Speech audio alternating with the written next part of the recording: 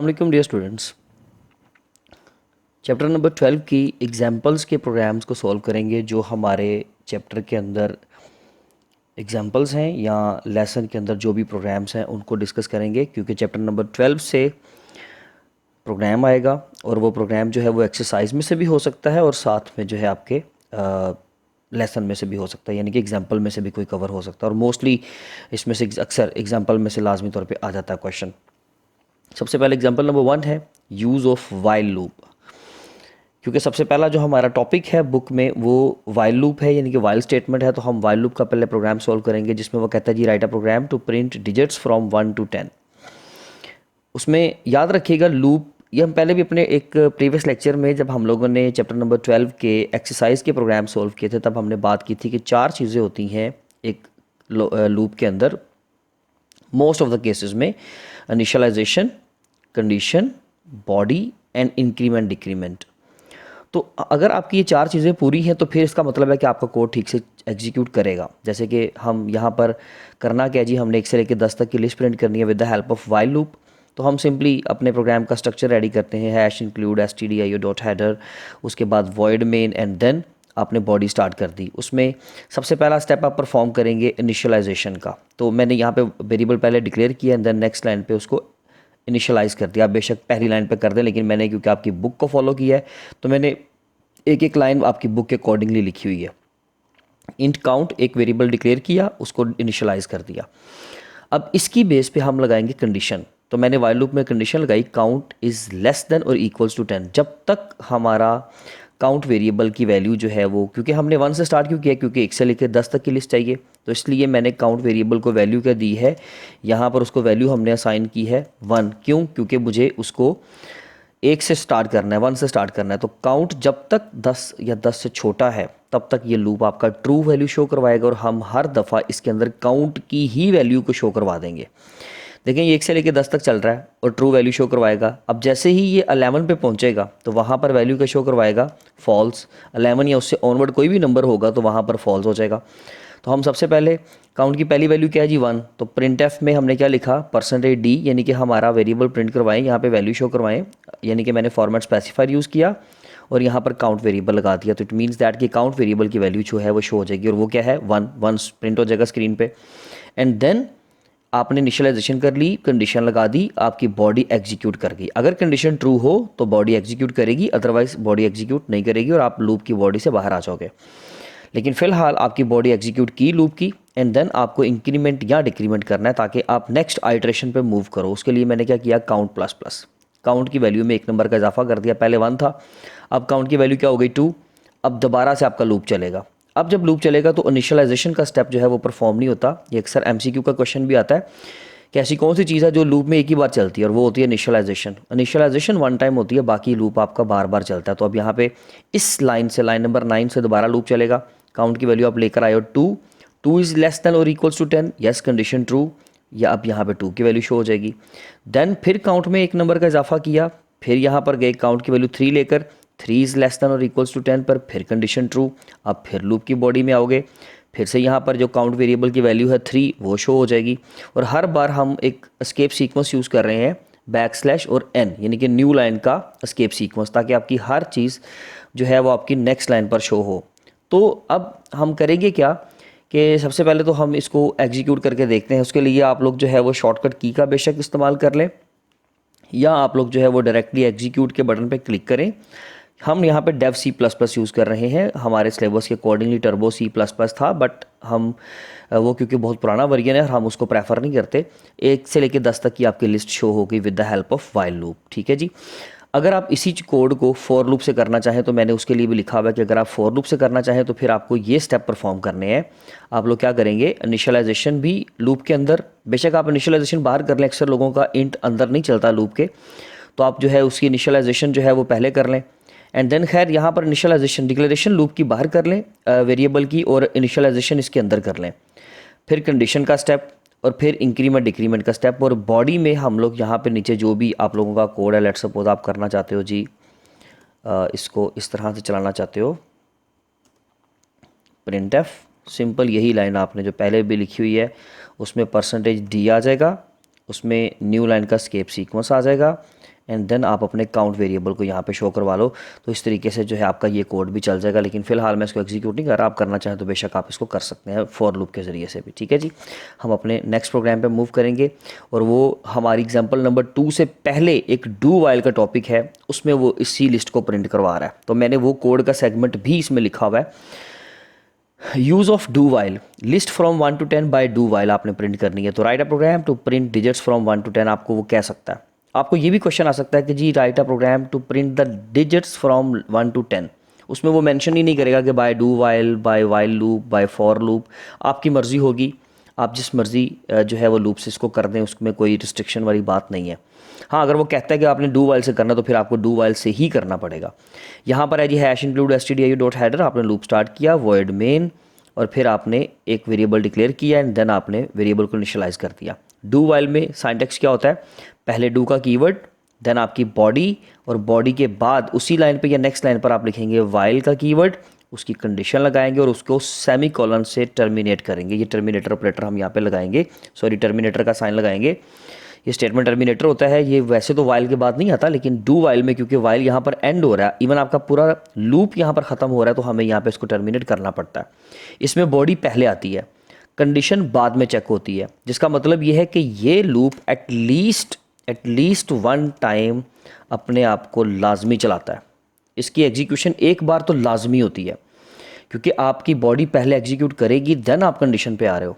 बाकी लूप्स में आप कंडीशन पहले चेक करते हो, पहली ही आइट्रेशन से पहले ही आपकी कंडीशन अगर ट्रू फॉल्स हो जाए तो आप बॉडी एग्जीक्यूट नहीं करते हो। लेकिन इस लूप में आप कंडीशन यहाँ पे चेक कर रहे हो बॉडी के बाद, इसलिए यहाँ पर आइट्रेशन जो है वो एक लाजमी हो जाएगी। तरीका वही है, आपने क्या करना है जी, काउंट वेरिएबल प्रिंट करना है। काउंट वेरिएबल में एक नंबर का इजाफा भी करना है, इंक्रीमेंट डिक्रीमेंट भी करना है। इनिशियलाइजेशन ऊपर हो गई, कंडीशन सिर्फ यहाँ पर सिंटैक्स के अकॉर्डिंगली यहाँ पर लगेगी, काउंट इज़ लेस देन और इक्वल्स टू 10।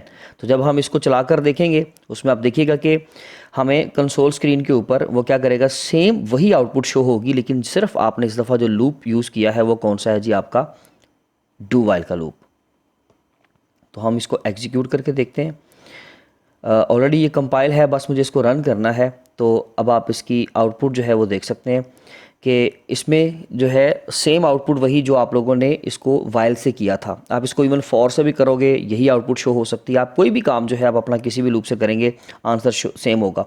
1 से लेकर 10 तक की लिस्ट हमारी स्क्रीन पर शो हो गई। होप्स हो कि आपको समझ आया होगा कि डू वाइल में एटलीस्ट 1 टाइम आपका कोड लाजमी चलता है, और डू वाइल का सिंटैक्स ही ये है कि पहले डू का कीवर्ड, फिर आपकी बॉडी के बाद आपका वाइल का कीवर्ड। अगर आपने सिंटैक्स नहीं समझा हुआ तो फिर डेफिनेटली आपको पहले इसका लेक्चर लेना पड़ेगा। आप पहले इसको समझेंगे एंड देन आप जो है सिंटैक्स अंडरस्टैंड करने के बाद इस लूप को समझेंगे कि इसने किस तरीके से वर्किंग शो करवाई है। एग्जांपल नंबर 2 है हमारी बुक के अकॉर्डिंगली, योर टेलीफोन कनेक्शन में be in any of 2 states, working और dead. Write a program that reads the current state, working और dead, W for working and D for dead, from user till the user enter the correct input. Instead of W and D, any input will be invalid by do while loop. देखिए जी, आपने user को ना एक message show करवाना है कि आप अपने टेलीफोन का हमें करंट स्टेट बताओ। अगर वो कहता है कि मेरा करंट स्टेट है W, इसका मतलब है उसका टेलीफोन वर्किंग स्टेट में है, ओके प्रोग्राम ख़त्म। अगर वो कहता है कि मेरे जो है वो आपका है जी उसका स्टेट है डेड, यानी कि वर्किंग टेलीफोन की वर्किंग स्टेट क्या है, डेड, तो फिर हम लोग जो है उस सूरत में भी अपने प्रोग्राम को टर्मिनेट कर देंगे। लेकिन अगर वो इसके अलावा W और D के अलावा अगर वो कोई इनपुट कर रहा है तो हम क्या करेंगे, अगेन एंड अगेन उसको यही मैसेज शो करवाते जाएंगे।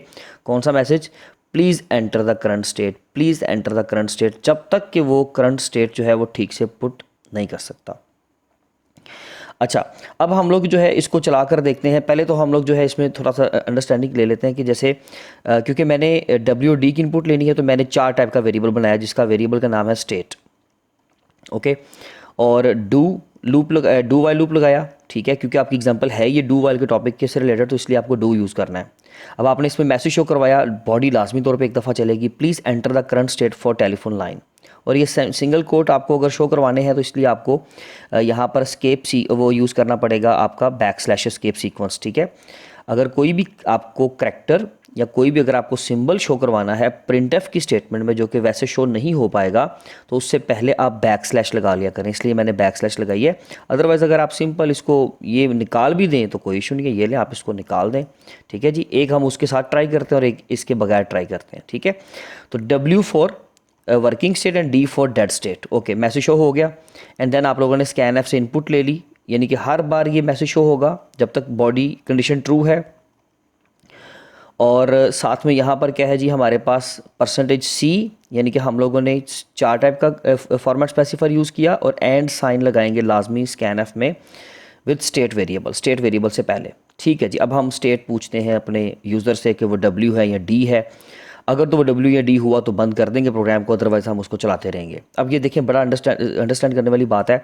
वाइल लूप लगाया, डू वाइल यानी कि सॉरी, उसमें हमने लिखा कि जब तक स्टेट W के इक्वल नहीं है, okay, not equal to W, और यहाँ पे सिंगल कोट आएगा, क्यों? क्योंकि ये 4 टाइप का वेरिएबल था आपका। एंड साइन, जब तक स्टेट D के इक्वल नहीं है।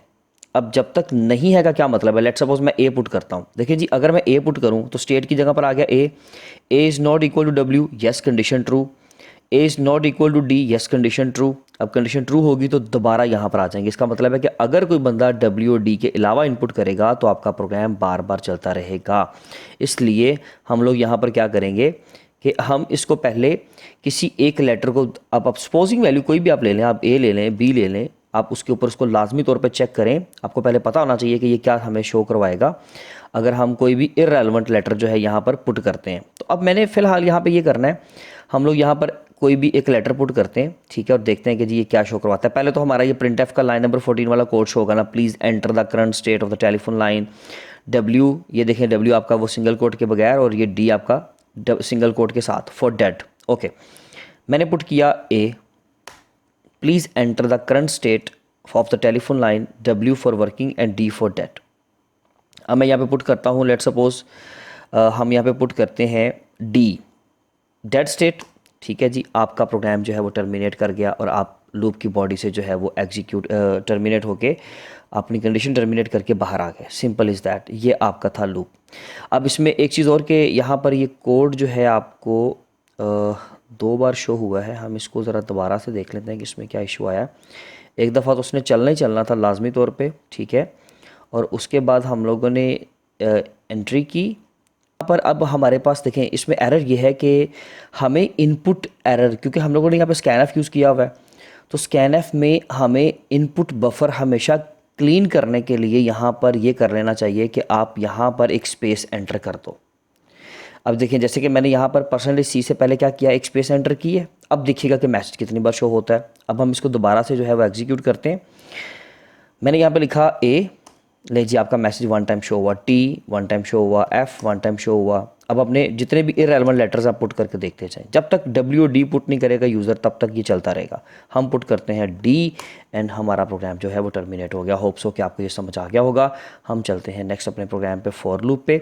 ये मैंने आपको पहले ही करवा दिया था, वहाँ पे समझा दिया था, लेकिन क्योंकि ये आपका सेगमेंट एग्जाम्पल नंबर 2 के बाद 4 के आर्टिकल में आता है, इसलिए हमने यहाँ पर कोड लिखा हुआ है। सबसे पहले डिक्लेरेशन आप बाहर कर लें, इंट आपका 4 की बॉडी के अंदर एग्जीक्यूट नहीं कर पाता अक्सर, इसलिए आपने इसको बाहर लिखा। फॉर यहाँ पे इनिशियलाइजेशन की, उसका साइंटेक्स ही ये है कि आपको यहाँ पे सेमीकोलन यूज़ करना है, एंड देन आप कंडीशन लगाओगे। कंडीशन क्या है जी, जब तक काउंट की वैल्यू लेस देन और इक्वल्स टू 10 है। आप देख रहे हैं कि एक ही प्रोग्राम रिपीट करी जा रहा है बार बार। उसके बाद काउंट ++। अब ये इसका डिक्रीमेंट चलेगा, इंक्रीमेंट डिक्रीमेंट बाद में, लेकिन साइंटेक्स में वो यहाँ पर ही आता है। बॉडी सिर्फ नीचे आएगी, और बॉडी में क्योंकि लाइन एक ही थी तो इसलिए मैंने यहाँ पर करली ब्रेसेस नहीं लगाए। अदरवाइज़ आप लगाना चाहें तो आपकी मर्ज़ी, आप यहाँ पर करली ब्रेसेस जो है वो यूज़ कर सकते हैं और अपनी जो स्टेटमेंट है उसको इसके अंदर इनक्लोज कर दें, वो आपकी मर्ज़ी। तो हमने यहाँ पे लिखा जी प्रिंटफ, फिर वही बात के काउंट वेरिएबल को शो करवा दें। इंक्रीमेंट डिक्रीमेंट पहले नीचे लिखते थे या इसके ऊपर लिखते थे, अब यहाँ पर यहाँ लिखा है, ठीक है। उसका साइंटेक्स ही कुछ इस तरह से है। अब हम इसको क्या करते हैं जी, कंपाइल करके देखते हैं। कंपाइलेशन तो ओके है बिल्कुल। अब हम इसको एग्जीक्यूट करके देखते हैं और फिर देखते हैं कि हमारी लिस्ट जो है वो 1 से लेकर 10 तक की स्क्रीन के ऊपर शो होती है, कंसोल स्क्रीन के ऊपर, या नहीं। अगर तो कोड में कोई इशू हुआ तो वो समझ आ जाएगा, अदरवाइज़ हमारी जो सेम आउटपुट है वो हमें शो हो जाएगी। जो हमें डू वाइल के बारे में मिली, जो हमें वाइल के बारे में मिली, आपने सेम वही आउटपुट जो है वो शो करवा ली with the help of for loop. ये लीजिए आपका 1 से लेकर 10 तक की लिस्ट आपकी स्क्रीन पे शो हो गई। नेक्स्ट प्रोग्राम है आपका एग्जांपल नंबर 3 में, write a program that will print asterisk according to the pattern shown in figure. हमें ये एक पैटर्न दिया गया है और इसके अकॉर्डिंगली हमें अपना क्या करना है, स्टार्स का ये पैटर्न शो करवाना है। ये बड़ा भी कोई मुश्किल प्रोग्राम आएगा तो इस तरह का कोई पैटर्न वाला प्रोग्राम आ जाएगा। जब भी पैटर्न शो होने हैं हमेशा याद रखिएगा, पैटर्न की बारी में आप लोगों को नेस्टेड लूप्स लगाने पड़ते हैं। नेस्टेड लूप का कॉन्सेप्ट यूज़ करना पड़ता है, जिसमें वाइल के अंदर वाइल यूज़ कर लें, फॉर के अंदर फॉर यूज़ कर लें, वो आपकी मर्ज़ी है। फॉर के अंदर वाइल लूप यूज़ कर लें, लेकिन लूप की बॉडी के अंदर एक दूसरा लूप इस्तेमाल करने को ही हम क्या कहते हैं, हम बोलते हैं उस कॉन्सेप्ट को नेस्टेड लूप। तो हम यहाँ पर अब नेस्टेड लूप के बारे में जो है वो आपको एक चीज़ समझा दूँ कि जब भी नेस्टेड लूप की बात आती है ना, एक लूप आपका इस आइट्रेशन को कंट्रोल करता है, 1 2 3 4 5 6 7 8 जितने भी हैं, ये सपोज कर लें ये इस वक्त है 7, ठीक है जी। तो 7 आइट्रेशन यानी कि आपका एक लूप चलेगा 7 बार। उसी लूप की हेल्प से आप प्रिंटिंग भी करवा सकते हो। अगर तो ये पैटर्न इस तरह से होता है कि एक स्टार ऊपर होता, फिर 2 फिर 3 फिर 4 असेंडिंग ऑर्डर में, तो हमारा लूप भी असेंडिंग ऑर्डर में चलता और हम यहाँ पर लिखते इनिशियलाइजेशन 1 से करते, कंडीशन 7 पर लगाते और यहाँ पर इंक्रीमेंट करते हर बार एक नंबर का। लेकिन क्योंकि यहाँ पर ये डिक्रीज़ हो रहा है, हर बार एक स्टार आपका डिक्रीज़ हो रहा है, तो आपने क्या करना है, उसको हाईएस्ट वैल्यू से शो करना है। आप 7 से 1 तक चलाएंगे तब भी बात वही है, 1 से 7 तक चलाएंगे तब भी बात वही है, 7 आइट्रेशंस कंट्रोल करनी है। लेकिन मैंने आपको एक एक्स्ट्रा टिप दिया कि एक बार आपका जो बाहर वाला लूप है वो सिर्फ आइट्रेशंस कंट्रोल करेगा कितनी बार चलाना है। तो ठीक है जी, 1 से लेकर 7 तक ही चलाया, लेकिन इससे दूसरा आप फ़ायदा ये ले सकते हो कि इससे आपका अंदर वाला लूप चलाना आसान हो जाता है, इसलिए आप उसके अकॉर्डिंगली कर लें। अगर तो इंक्रीजिंग ऑर्डर में है, यानी कि स्टार्स यहाँ पर नीचे की तरफ असेंडिंग ऑर्डर में बढ़ रहे हैं, तो ठीक है फिर 1 से 7। अदरवाइज़ अगर ये डिक्रीज़ हो रहे हैं हर बार तो 7 से 1। तो मैंने 2 वेरिएबल डिक्लेयर किए, इनर एक आउटर। एक बार हम बाहर वाले लूप में यूज़ कर लेंगे, एक अंदर वाले में। बाहर वाला लूप जो है आपका ये वाला लूप है, ठीक है, पेरेंट लूप। ये आपका नेस्टेड लूप है, वाइल लूप, जो चाइल्ड लूप भी कहलाएगा यहाँ पे, जो लूप फॉर लूप की बॉडी के अंदर लगा हुआ है। फॉर लूप की बॉडी यहाँ से लेके यहाँ तक है, जो रेड लाइन आपको शो हो रही है। अब वाइल लूप आपका कहाँ तक है, यहाँ तक, ये देखें ये चीज़, ठीक है जी। अच्छा, हमने आउटर वेरिएबल यूज़ किया फॉर में, इनिशियलाइजेशन की 7 से, कंडीशन लगाई जब तक आपका वैल्यू जो है वो 1 से बड़ा है या 1 के बराबर है तब तक कंडीशन ट्रू, यानी कि 7 दफ़ा ही चलेगा, हर बार एक नंबर का डिक्रीमेंट। ओके, इनर वेरिएबल की इनिशियलाइजेशन हमने नहीं की, हमने अपनी बाकी के दूसरे लूप की भी कंडीशंस को पूरा करना है, तो उसमें भी इनिशियलाइजेशन होगी पहले, ठीक है जी। आपने इनर वेरिएबल को इनिशियलाइज कर लिया, एग्जैक्टली वाइल की कंडीशंस ऊपर ही करोगे ना, इसलिए फॉर की बॉडी के अंदर कर रहे हो, इनर को यहाँ पर आप इनिशियलाइज नहीं करोगे, यहाँ पर इनिशियलाइज नहीं कर सकते, उसकी रीज़न भी बताऊंगा मैं।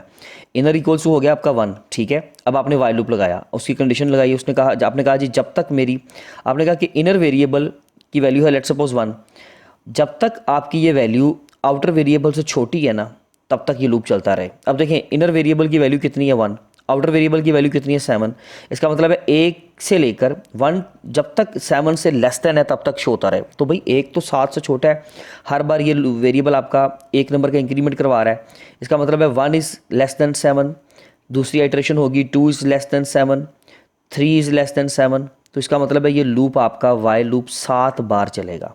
आप फॉर की बॉडी में इंसर्ट तो हो गए हो, लेकिन 7 बार ये कोड चलाने के बाद यहाँ से निकल पाओगे। इसलिए आपने कहा कि भाई inner is less then outer है, तो आपने क्या कहा, अगर कंडीशन ट्रू है तो स्टार प्रिंट करवा दो। लिखेंगे एक ही बार स्टार, लेकिन वो प्रिंट कितनी बार होगा, 7 बार, क्योंकि आपका ये लूप कितनी बार चलना है, 7 बार चलना है। इनर की वैल्यू कितनी है 1, आउटर की वैल्यू कितनी है इस दफ़ा 7, तो 1 इज़ लेस देन 7 कितनी बार कंडीशन ट्रू होगी, क्योंकि यहाँ पर 1 नंबर का इंक्रीमेंट है 7 बार, तो ये 7 बार आपका शो हो जाएगा। जब आप 8वीं आइट्रेशन पर जाओगे वाइल लूप फॉल्स हो जाएगा और आप वाइल की बॉडी से आ जाओगे बाहर, फॉर की बॉडी से नहीं, वाइल की बॉडी से बाहर आओगे, और वहाँ पर जब आप 7 स्टार्स प्रिंट करवा चुके होगे तो आपका न्यू लाइन का स्केप सीक्वेंस चल जाएगा। आप ज़रा देखिएगा होगा क्या, होगा ये कि आउटर वेरिएबल है 7, इनर वेरिएबल है 1, 7 is greater then 1, yes condition true, 7 is greater then 1, एक सेकेंड इसको ऊपर कर लेते हैं, 7 is greater then 1 condition true. अब ये एक प्रोग्राम ओपन हो गया गलती से, इसको बंद कर लेते हैं ज़रा। अच्छा, तो एक सेकेंड,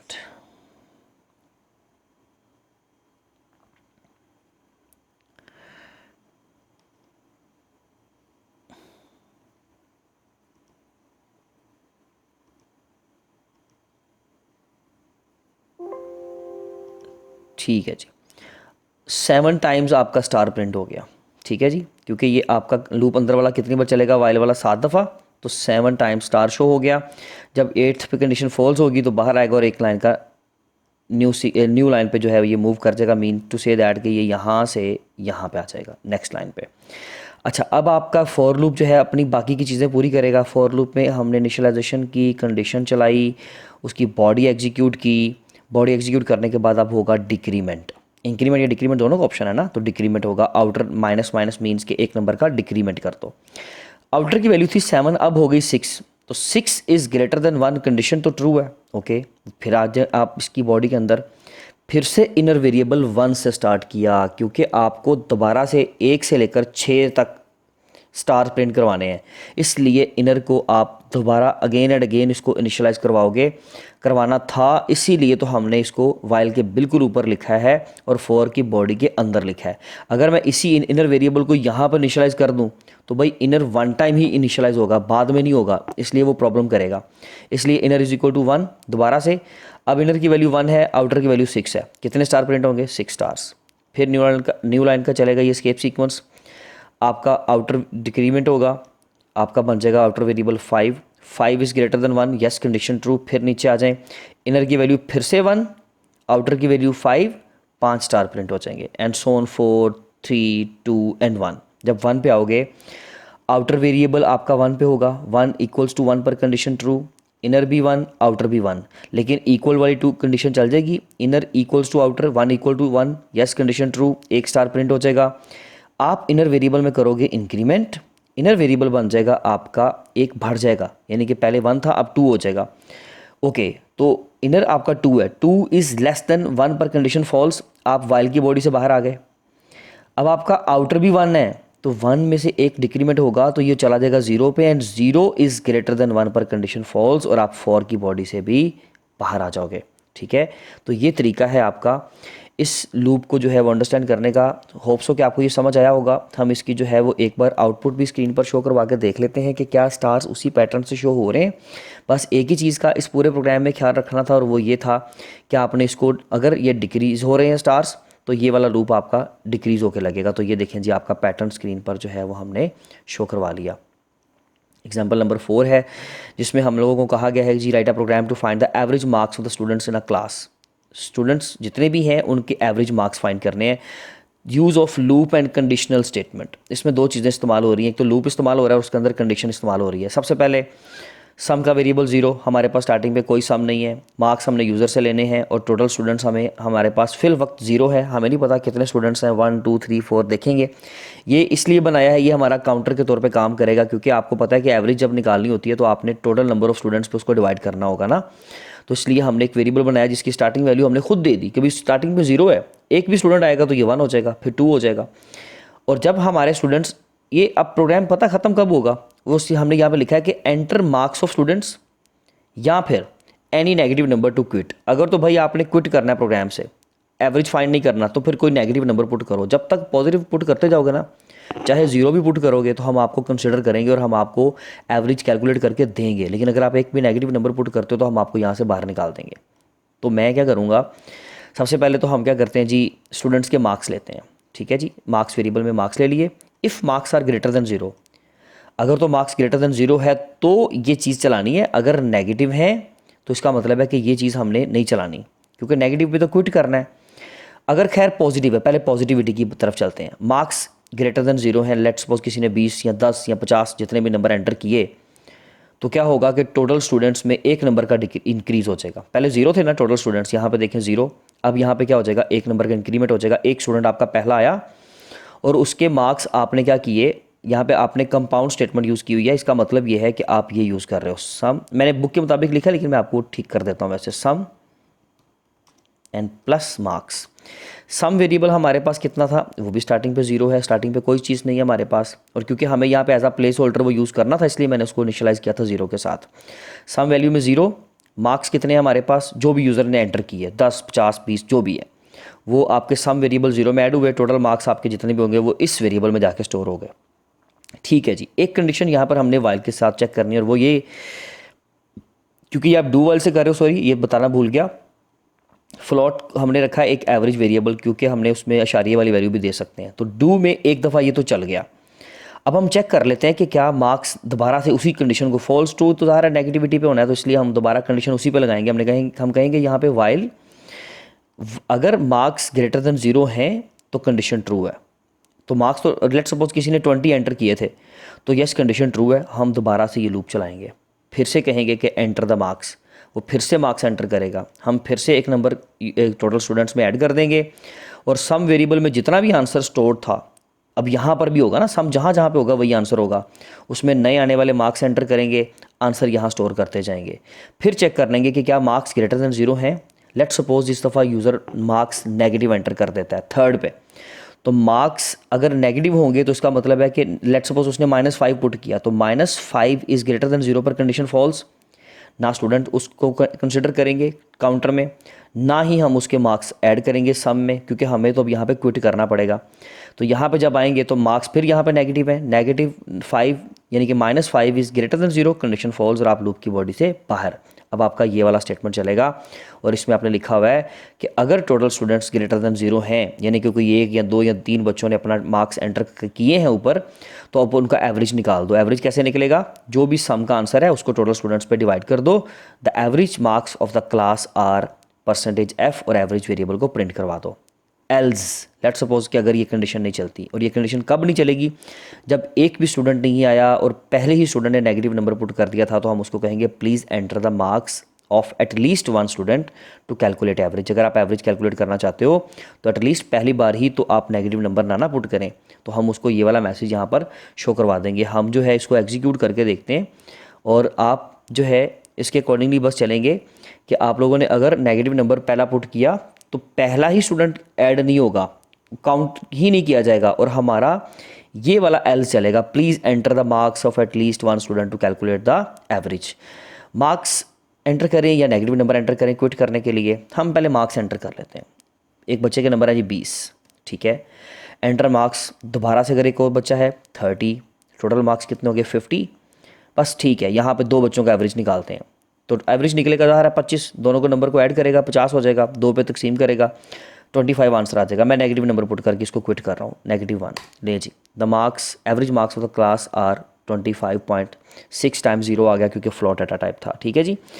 और अगर आप इसको दूसरे तरीके से चेक करना चाहें तो it's totally up to you, आप इसको चेक कर सकते हैं। हम इसको देखते हैं, नेगेटिव नंबर पुट करके पहला ही नेगेटिव नंबर पुट किया और ख़त्म। Please enter the marks of at least 1 student to calculate the average.